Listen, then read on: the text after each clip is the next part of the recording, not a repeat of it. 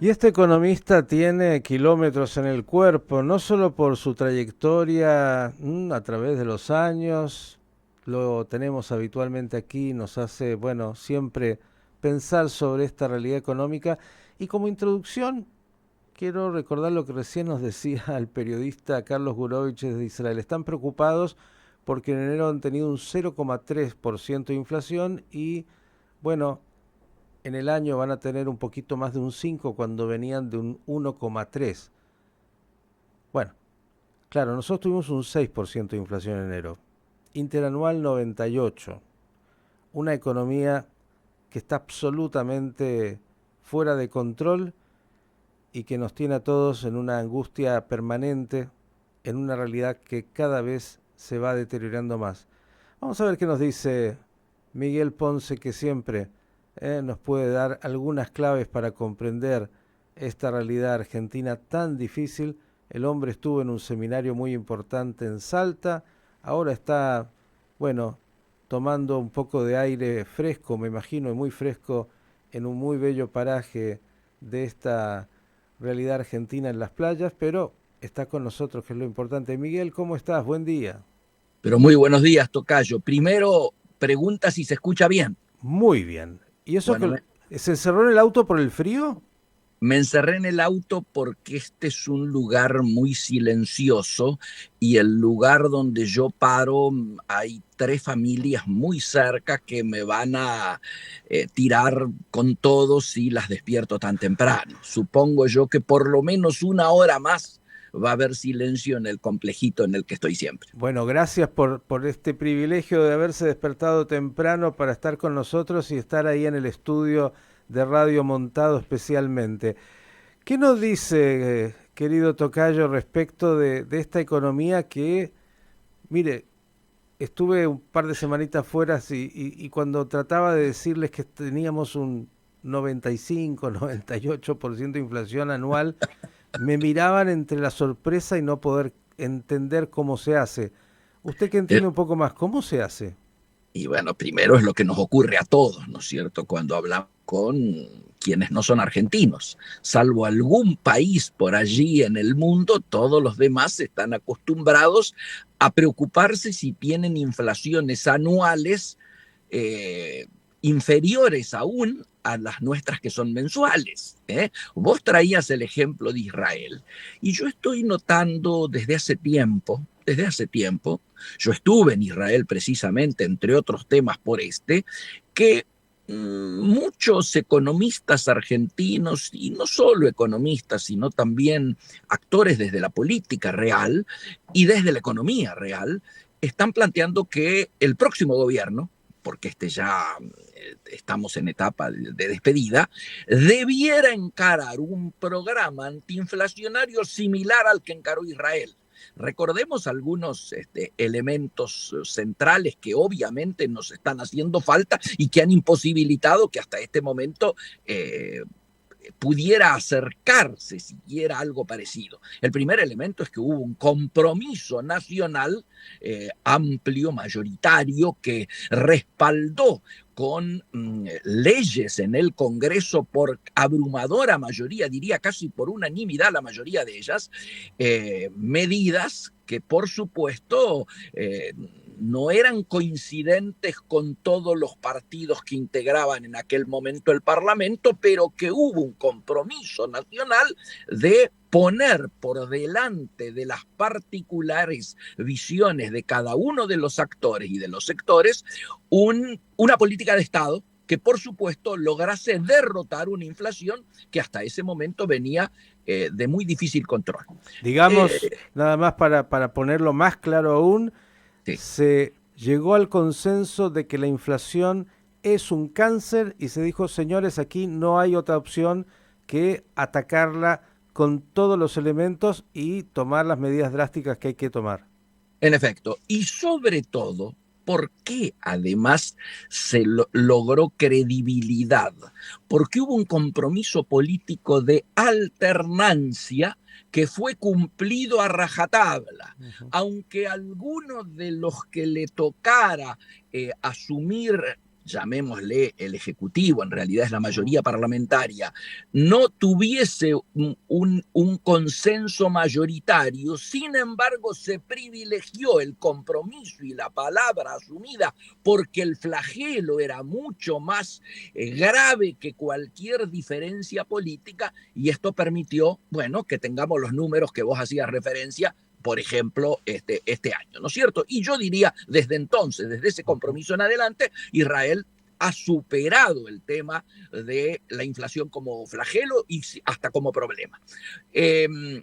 Aquí, el primer punto, lo hemos hablado contigo, es tratar de superar una grieta que a todas luces suena difícil de superar en la medida en que nos adentramos en un año electoral donde el facilismo, las falta de profundidad y de pensamiento crítico hace que sea mucho más fácil ubicarnos fácilmente en un extremo de la grieta, porque eso creo que me va a dar más votos, que si en realidad me pongo a asumir la complejidad de lo que estamos viviendo y tratar en conjunto y pese al año electoral de encontrar alguna solución que sea razonable, algún punto de acuerdo que nos permita dar una direccionalidad más allá de la problemática electoral. Porque lo que le está pasando a nuestra gente no es que está preocupada por quién va a estar encabezando tal o cual lista.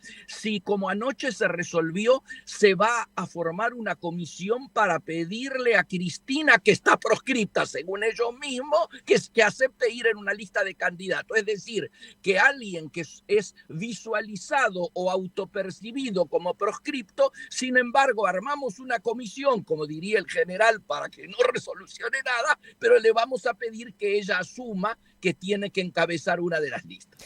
Querido Miguel, el sainete argentino, digo, claro, la solución a los problemas tan complejos que tenemos es pedirle a Cristina que ella venga a resolverlos. Pero digo, más allá de esto, incluso hablabas recién de, bueno, este acuerdo cuando se entiende que hay un problema que no permite juego, no permite, bueno, seguir tirando la pelota adelante. Digo, ayer la vocera presidencial, cuando fue consultada sobre la economía argentina, dijo que la economía marcha muy bien. Bueno, hace rato que venimos escuchando esto. Si el problema por el cual los argentinos están enojados es porque tienen que esperar 2 horas para poder ocupar los restaurantes que están atestados de gente, y bueno, ya está, digo, punto, el señor juez no más preguntas, ¿no es cierto? Yo creo que no se está asumiendo una situación que me parece ni en el propio equipo de economía, que tiene elementos muy racionales integrando ese equipo, no todos por supuesto, ya hemos charlado contigo las diferencias de homogeneidades que hay en ese equipo, pero si hasta ellos están preocupados, ¿por qué? Y porque el avión que tenía que venir con la trompa hacia abajo, en lugar de venir con la trompa hacia abajo, viene 3 meses seguido con la trompa hacia arriba. Y en lugar de acercarnos al 3, que es la cifra mágica que el ministro viene exhibiendo y que algunos la traducen políticamente como el número que permitiría que Massa fuera candidato a presidente, si nos estamos alejando de ese número 3 en lugar de irnos acercando, es para generar preocupaciones. ¿Por qué? Porque además este 6% que hemos conocido es de enero, recordémoslo. En enero muchos esperaban que el impacto del precio de la carne, que por cada 10 puntos de aumento genera un aumento de un 1 en el índice general de precios, por el fuerte impacto y la incidencia que tiene, no solo en la canasta, sino obviamente en los índices inflacionarios, que en lugar de golpear en enero, está golpeando en febrero. Por lo tanto, si en febrero ha recuperado ya un 20% del 40% de retroceso que tuvo el año pasado, y digamos por qué. El año pasado la carne anualmente aumentó un 60%. ¿Contra cuánto? Contra casi un 98%, como vos bien decías, es decir, ponele un 100. 40 puntos tiene para recuperar. Esa recuperación incluye no solo lo perdido el año pasado, entre comillas perdido, digo, para los productores de carne, sino además la inflación de enero y febrero. Por lo tanto, estamos hablando de piso, un 40% de aumento de la carne. Pero ese 40 implicaría 4 puntos de incidencia sobre el índice. Ponele que ya tuvo uno en enero, te queda 3 puntos del índice para febrero. Por lo tanto, mi pronóstico, nunca me gusta hacerlo, pero como todo el mundo me viene preguntando, vengo de Salta, donde la preocupación obviamente era la inflación y la salida y cómo va a terminar el año y el dólar y etcétera. De piso va a ser el 6. Yo creo que lamentablemente en febrero vuelve a subir esa trompa del avión que lo aleja del 3. Entonces para mí va a estar arriba del 6, casi más cerca del 7 que del 6,5, y esto sí ya es para entrar a preocuparnos por un proceso de control de las macrovariables que debiera poder ir en la dirección inversa. Por eso empiezan a aparecer nuevos conejos de la galera. Es decir, el precios cuidados o el precio justos ahora está intentando transformarse en cortes cuidados o cortes justos. La experiencia que tenemos de la vez anterior, cuando se operó de esta manera sobre la carne, no es feliz, no es un buen recuerdo. Recuerdas a la gente acercándose a las góndolas y prácticamente tirando y dejando de costado la bandejilla porque eran 80% grasa, con lo cual la parte de carne que se llevaban terminaba siendo más cara que si no hubiera estado bajo control. Miguel, yo quiero pedirte, porque te escucho y digo, el oyente que nos está siguiendo y que son muchos en el exterior, dicen, la verdad, no entendí nada. Digo, quiero ir, a ver si me estás escuchando. Decía, el que nos escucha desde lo exterior te sigue en este análisis y dice, bueno, no entiendo absolutamente nada. Y la verdad que hay que ser un gran experto, no sé en qué, en la Argentina, para poder entender algo de nuestra economía y lo que nos pasa y de cómo vivimos con esta realidad.